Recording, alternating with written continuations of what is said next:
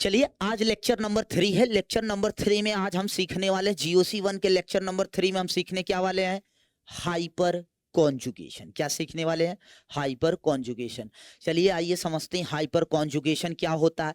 अब आप चिल्लाते रहते हो हाइपर कॉन्जुगेशन क्या है, आपको लगता है कि आपने हाइपर कॉन्जुगेशन पढ़ लिया लेकिन फिर भी भूल जाते हो। कंफ्यूजन रहता है हाइपर कॉन्जुगेशन के मामले का। तो हाइपर कॉन्जुगेशन में कंफ्यूज नहीं होना है। आइए आपको बहुत आसान भाषा में सिखा दूंगा कि हाइपर कॉन्जुगेशन कैसे अप्लाई करते हैं। देख बेटा, सबसे पहले हाइपर कॉन्जुगेशन का नाम क्या है? H effect. क्या बोलते हैं? H effect. और आप इसी को बोलते हैं, इसी इसका दूसरा नाम बोलो क्या है? बोलो बोलो बोलो, सुनाई दे रहा है, आप बोलो। हाँ, क्या नाम है? हाँ, बेकर नाथन इफेक्ट बोलते हैं। हाइपर कॉन्जुगेशन क्या बोलते हैं? बेकर नाथन इफेक्ट बोलते हैं। कहीं आप अल्फा हाइड्रोजन तो नहीं बोल रहे थे? वो भी अल्फा हाइड्रोजन भी नाम है किसका? एच इफेक्ट का। अच्छा, ओ भाई आप भी सही बोल दिए। हाँ बिल्कुल। देखो भाई, आपने एच इफेक्ट का दूसरा नाम अल्फा हाइड्रोजन जिसे में कैलकुलेशन होता है, या फिर आप उसमें क्या कर सकते हैं, इसका दूसरा नाम क्या है? Baker Nathan effect. फिर आप आता है सवाल कि हाइपर कॉन्जुगेशन लगाते कहाँ है? भाई एक लाइन में जवाब है, लगाते कहाँ है हाइपर कॉन्जुगेशन। तो आजा भाई समझते हैं।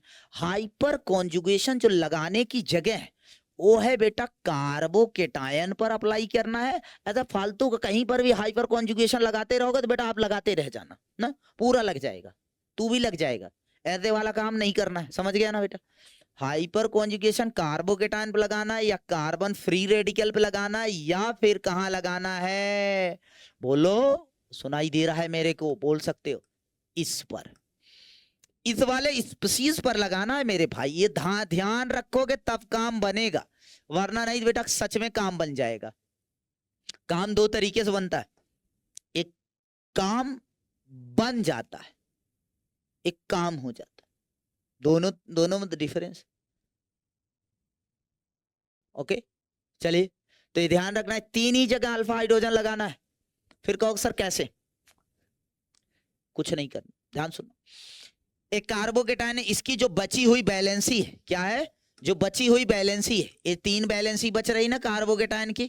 ये तीन बैलेंसी पे यदि कोई sp3 हाइब्रिडाइज्ड स्पीसीज है, यहाँ क्या है? sp3 हाइब्रिडाइज्ड स्पीसीज अगर मान लीजिए है वो, तो इन पर जो नंबर ऑफ हाइड्रोजन होंगे, क्या होंगे? नंबर ऑफ हाइड्रोजन एटम होंगे। क्या होंगे? जो नंबर ऑफ हाइड्रोजन एटम होंगे वह अल्फा हाइड्रोजन के बराबर होंगे, और उसी को कहा जाता है? अल्फा हाइड्रोजन कहा जाता है। क्या बोला? कि जो कार्बोकेटायन है उस पर जो उसके अगल बगल में जो लगे हुए क्या है? sp3 हाइब्रिडाइज्ड एटम है। कौन? sp3 hybridised. यहाँ जो एटम लगे हुए हैं उन पर जो हाइड्रोजन एटम होता है उसका कैलकुलेशन आपको करनी। क्या करनी है? उसका कैलकुलेशन करनी। और कैलकुलेशन में जितने नंबर ऑफ हाइड्रोजन एटम होंगे उतना ही क्या होने वाला है? बोलो बोलो, क्या होने वाला है? अल्फा हाइड्रोजन के बराबर होने। कहोगे सर ये ठीक। अब कहोगे सर कार्बन फ्री अबे कार्बन फ्री रेडिकल बेटा ये इसी का जुड़वा भाई है। तुम तो बेटा इसके बारे में पता लगा लिए तो इसके बारे में पता चल गया, मतलब जुड़वा है, साथ में रहते हैं जहां भी रहते। ठीक है ना? अभी मत करना साथ में ढूंढने लगना, ऐसा नहीं। मैं बोल रहा हूँ इसके जैसा ही है, ये आ गया तो मतलब ये भी वैसे ही निकालना। इसमें क्या करना? इसकी जो बची हुई बैलेंस ही, ऐसे दो हाथ इधर है, ये इधर है ना, इस जो हाथ दिख रहा है इसमें जो इस पर अगर sp3 स्पीसीज कोई लगा है, sp केयरफुली ध्यान रखना, मेरी बात फोकस रखना। कोई sp3 स्पीसीज लगा हुआ, तो इस sp3 स्पीसीज इधर साइड वाले पर भी वही है, ऐसा मत सोचना कि इधर वाले पे ना। sp3 स्पीसीज पर यदि जो अल्फा हाइड्रोजन किसके बराबर होगा? इस स्पीसीज पर जो नंबर ऑफ हाइड्रोजन एटम होंगे ना वो किसके बराबर होंगे? अल्फा हाइड्रोजन के बराबर होंगे। जैसे एग्जाम्पल से सीखेंगे तो मजा आएगा, आनंद आएगा। एग्जाम्पल जब सीखोगे ना मजा आ जाएगा। आ जाओ देखते। जैसे एग्जाम्पल है,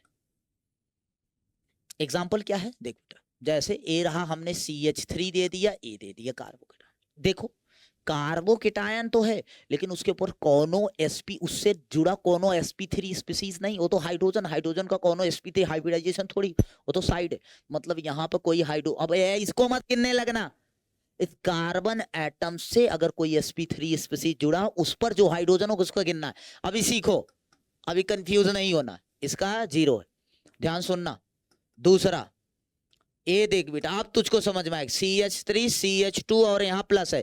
देख इस बेटा, ये जिस कार्बन पर पॉजिटिव चार्ज उससे जुड़ा हुआ एटम क्या है, देख बेटा क्या है, ये कार्बन sp3 है। और जब जो इससे जुड़ा हुआ स्पीसीज होता है उस पर जितने नंबर ऑफ हाइड्रोजन है, ये sp3 है ना, देख कंडीशन फुलफिल हो रही नहीं बेटा, इस पर नंबर ऑफ हाइड्रोजन कितने हैं, बोल बेटा, बोल बोल बोल, 3। तो अल्फा हाइड्रोजन कितने होंगे, 3। क्या समझ पा रहे हो? ओके, हाँ ठीक है, समझ गए, ओके। तीसरा, ए रहा CH3 और ए रहा CH और ए रहा CH3 और ये रहा पॉजिटिव चार्ज। अब देख देख बेटा, सोचो सोचो, बोलो बोलो, कितने अल्फा हाइड्रोजन होंगे, मैं सुन रहा हूं, बोलो। हाँ गुड, इधर देखो, इधर और इधर दोनों ही sp3 हैं, तो इधर से अल्फा हाइड्रोजन 3 आया, हाँ, और इधर से भी अल्फा हाइड्रोजन कितने आए बच्चों, 3 आए, ओके 3। तो टोटल नेट इस मॉलिक्यूल पे अल्फा हाइड्रोजन कितने हैं, अल्फा हाइड्रोजन कितने हैं, 6 हैं, दिख गया क्या, ओके फाइन। ऐसे ही 4th नंबर क्या है, देख बेटा, ए रहा, इस पर पॉजिटिव चार्ज लगा बेटा, CH3 एंड CH3, हाँ या ना, देख बेटा, बोलो बोलो बोलो, एक कार्बन ए भी sp3 ए भी sp3 ए भी sp3, मतलब यहाँ पे total number of alpha hydrogen किन बेटा 9 है, तो नंबर ऑफ अल्फा हाइड्रोजन 9 होंगे। क्या ठीक है क्या, ए से ही चेक करना है क्या, alpha hydrogen, okay. Next lecture मिलते हैं।